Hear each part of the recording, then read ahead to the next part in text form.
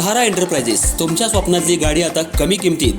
इचलकरंजी शहरालगत असलेल्या कबनूर चंदूर रोडवर कोन्नूर पार्कमधल्या सहारा एंटरप्राइजेस इथं पश्चिम महाराष्ट्रातली विविध बँका आणि फायनान्स कंपन्यांनी जप्त केलेल्या जुन्या दुचाकी आणि चारचाकी गाड्यांची विक्री केली जाते. शोरूम किमतीपेक्षा 25 ते 50% कमी दरात, उत्तम स्थितीत आणि संपूर्ण कागदपत्रांसह त्वरित डिलिव्हरी. दुचाकी 20,000 पासून पुढं तर चारचाकी 50,000 पुढं. आपल्या पसंतीची कार किंवा बाईक आता अगदी परवडणाऱ्या दरात घेऊन जा. विश्वास, पारदर्शक व्यवहार आणि उत्तम सेवा हेच आमचं वैशिष्ट्य. पत्ता Konnur park, Kabnur Chandur road, Ichalkaranji. Proprietor Rajubhai Ajgar. संपर्क 8055810910 आणि 9860785786. सहारा एंटरप्राइजेस, दर्जा, विश्वास आणि बचत यांचं परिपूर्ण ठिकाण.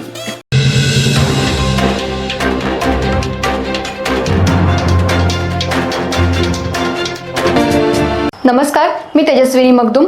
एम मराठीमध्ये आपल्या सर्वांचं स्वागत आहे. पाहूयात ठळक घडामोडी.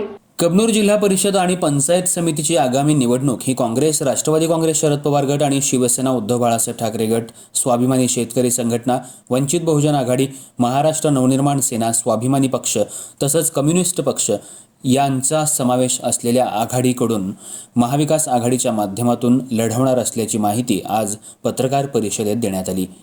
यावेळी पत्रकार परिषदेत बोलताना महावीर लिगाडे आणि सतेज उर्फ बंटी पाटील यांनी सांगितलं की कबनूर मतदारसंघाची सामाजिक, राजकीय आणि भौगोलिक पार्श्वभूमी लक्षात घेता तसंच सखोल अभ्यास करून उमेदवार निश्चित करण्यात आलेत. जिल्हा परिषदेसाठी लखन कांबळे तर पंचायत समितीसाठी डॉक्टर वहिदा मुजावर आणि विशाल दंडवते यांना महाविकास आघाडीच्या वतीनं अधिकृत उमेदवारी देण्यात आली आहे. हे उमेदवार सर्वसामान्य जनतेच्या प्रश्नांशी जोडलेले असून विकासाभिमुख कामकाजासाठी ओळखले जातात, असा विश्वास त्यांनी व्यक्त केला.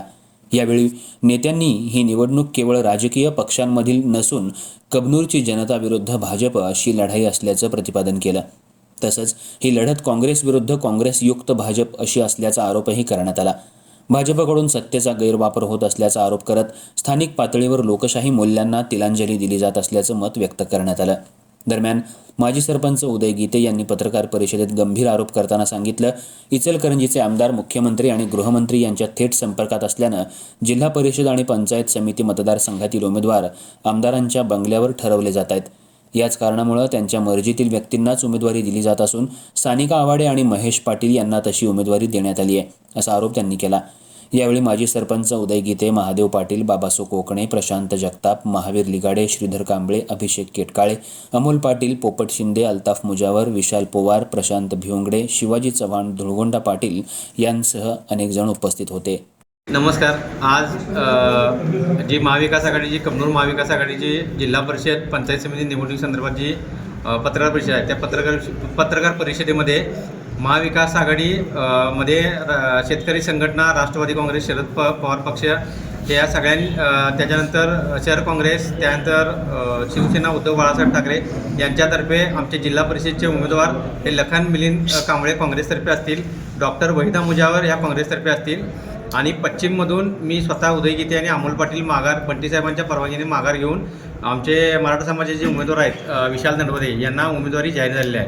तर आज एकंदरीत या निवडणुकीच्या निमित्तानं मी कबनूरच्या ग्रामस्थांना एवढंच आश्वासन करतो की 5 फेब्रुवारीला मतदान करण्यापूर्वी जे आता आमच्या विरोधात भाजपचे उमेदवार आहेत आणि भाजपचे जे नेते आहेत, ज्येष्ठ नेते गावातील आणि आमदार आहेत, त्यांनी गेल्या मागच्या 10 वर्षामध्ये जी काही आश्वासन दिल्यात, म्हणजे जलजीवनच्या बाबतीत असू दे, घनकचऱ्याच्या बाबतीत असू दे, नगर परिषदच्या बाबतीत असू दे किंवा नळ कनेक्शनच्या बाबतीत असू दे, त्यांनी प्रॉपर्टी कार्डच्या बाबतीत असू दे, त्यांनी कोणता प्रश्न गेल्या 5 ते 10 वर्षात सोडवला याचा एकदा विचार करावा. आणि यांची जी भूमिका, सोयीस्कर भूमिका आव्हाड यांच्या बद्दल आहे, म्हणजे ग्रामपंचायत इलेक्शनला एकमेकाविरोधात, जलजीवनच्या वेळेला वेगळी भांडणं, हे सगळ्याचा विचार सारासार करावा जनतेनं. आणि आमचा अजेंडा हा विकासाभिमुख असणार आहे.